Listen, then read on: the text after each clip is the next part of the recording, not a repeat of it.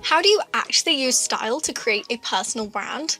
The key is in your personality. My style root system breaks down 8 core underpinnings of personal style, and in a way, they're also 8 core personality types, each with an assigned set of clothing recommendations, clothing vibes, which are going to make you truly happy and fulfilled with your wardrobe. My name is Ellie-Jean. I help women to dress for their unique type of beauty, and I also explore costumes from your favorite TV shows, movies, and celebrities. Personality is a complicated thing. How do you even start to define personality when we're literally changing all the time? Some days we're mean, some days we're kind, some days we're funny, some days we're less funny. The way I define it is, how do you truly see yourself? To some extent, we're thinking about your dream self, or rather, your favorite version of yourself. But if you're saying, I wish I was sweet like her, it's not the same as saying, when I'm at my best, I am sweet.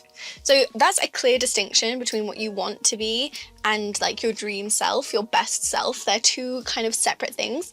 So we're thinking about your true self, your favorite version of yourself. These are the characteristics we're going to focus on. So why does personality really matter when it comes to personal style? Some people might argue that personality has nothing to do with your style, and I just don't think that's true. Your personality is kind of a good indicator of your values, and your values help you to make style decisions. There's no one to this. Like, you might be really drawn to dark, edgy, dangerous looking things, but you're a really kind, sweet person. But there is something in you that leads you to be drawn to that darker element of style, if that's your thing. And what's worth noting is these personality types, these style roots, are neither good nor bad. There's no personality, there's no style root which is mean, unkind, nasty. All of them have good attributes, and I suspect bad attributes as well. Professor Umbridge in Harry Potter definitely has flower, but is by no means a good person. But she sees herself as sweet and gentle, feminine, and in that way she overcompensates for the cruelty that's in her heart. But the saccharine nature of her personality is a core part of it, and flower is the perfect representation of that. It's true that we have phases. Perhaps you have a phase of being dark and edgy because that's where you are in your life in that moment, but you grow out of it. Well, I would argue that that's a temporary feeling, not a core part of your values and style system.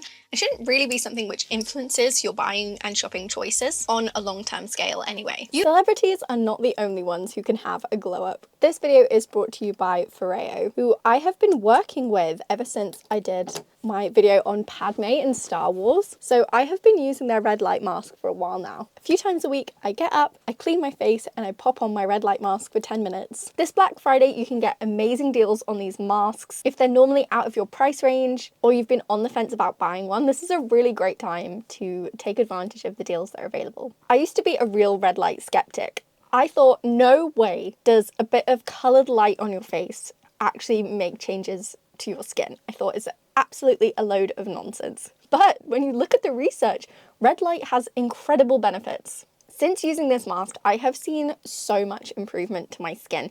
It's been one of my main focuses for this year. I really wanted to improve my skin and my hair, so by the end of the year, I looked my most radiant. And this has been one of the easiest, low effort ways to improve my skin. I don't need to buy loads and loads of different skincare products. Just pop this on and I see immediate improvement. At the start of the day, it's like my skin is woken up. The FAQ 202, which is this mask, is designed to cling to your face. It has a silicone mold model.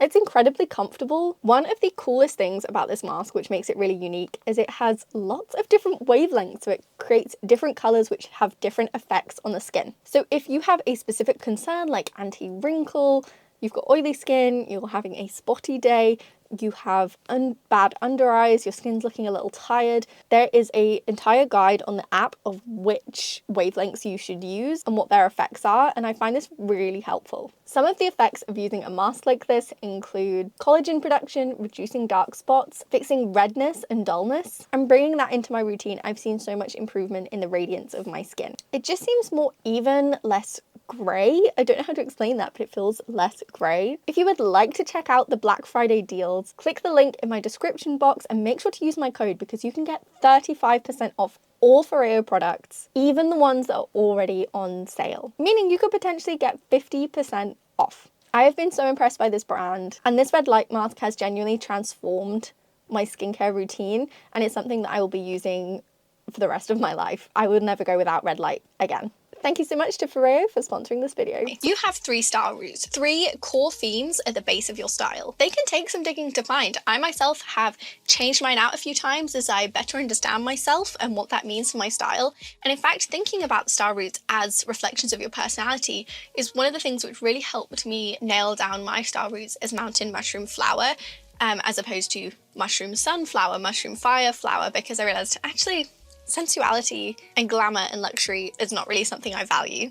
And I might like how that expresses itself in certain outfits, but it's not something I really want to prioritize in my style because it's not something that I really care about, and it's not even something I enjoy that much. Same with sun. I quite enjoy creative expressions of style, but I don't really see myself as silly. I don't really see myself as that playful necessarily. It's not, I have moments of it for sure, but it's definitely not one of the core drivers of my personality. Whereas being ambitious, kind of over the top, commanding, and professional, academic, these things resonate with me so much more, and that's how I ended up with mountain, and it's the most sure I've ever been in my style roots. And I can now play with certain other style roots through the lens of my 3 much easier. So on the notes of there being 3 style roots, everyone is more complex than being a very simple type of person. No one is just sweet and kind and soft.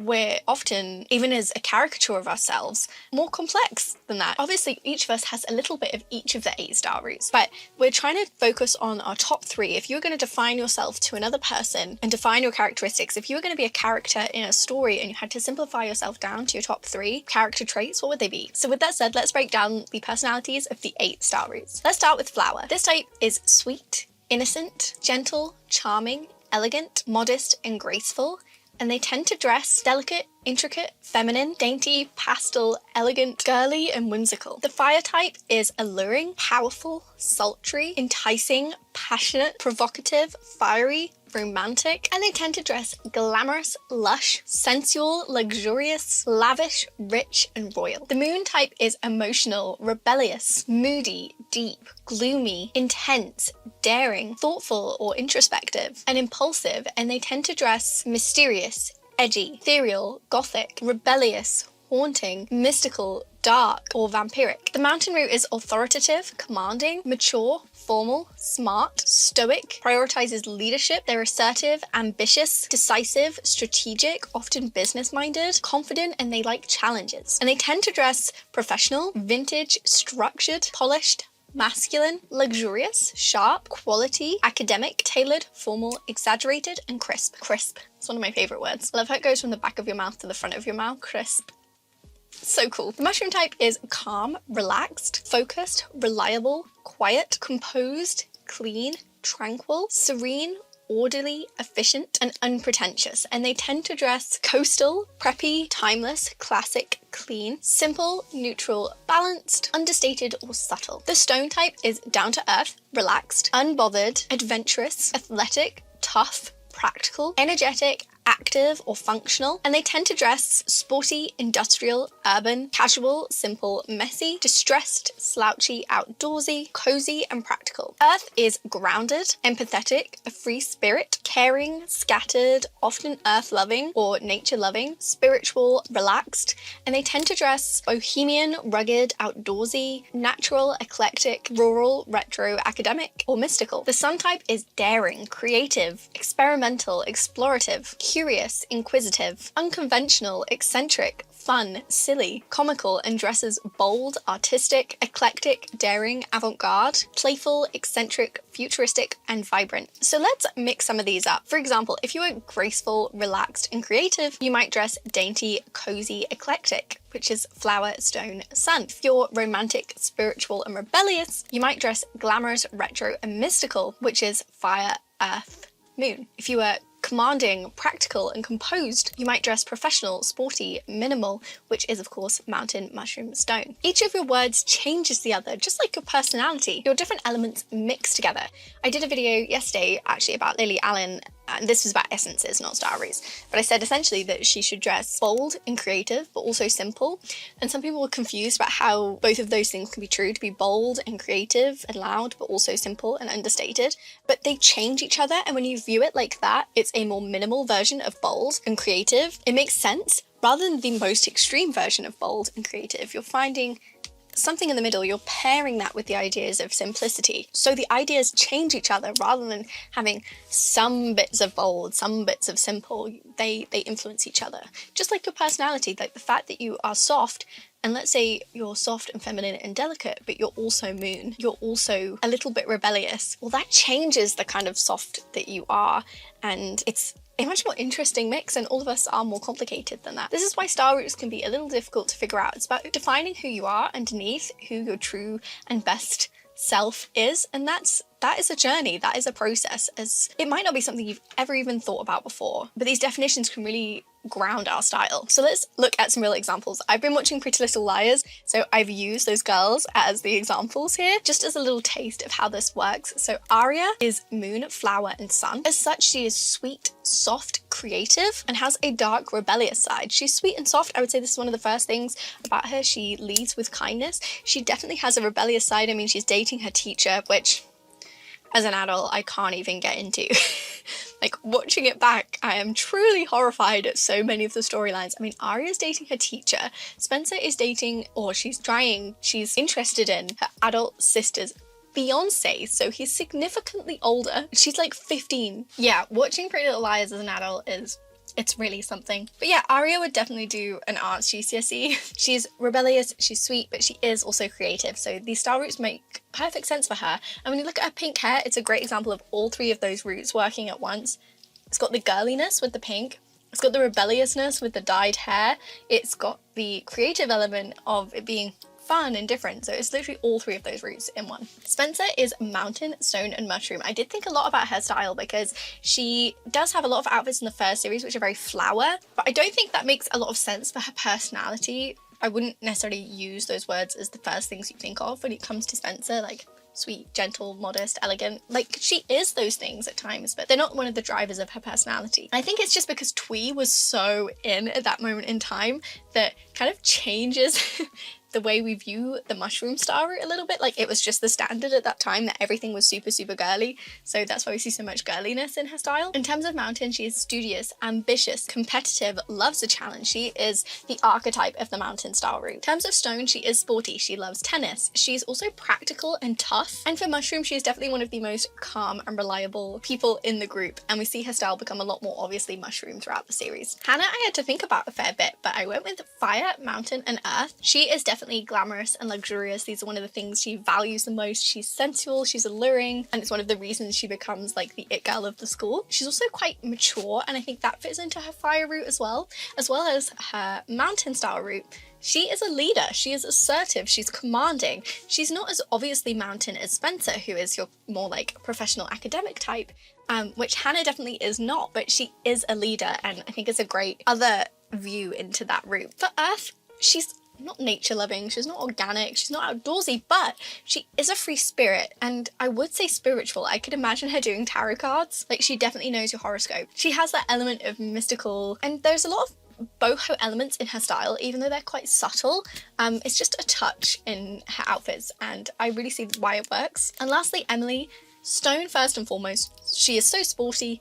It's such a core part of who she is. She is practical, she is quite down to earth, and I feel like these things are one of the reasons why we see a lot of athleisure in her style. Secondly, mushroom, she is definitely the most calm and quiet of the group. She's quite reserved, and mushroom really expresses that.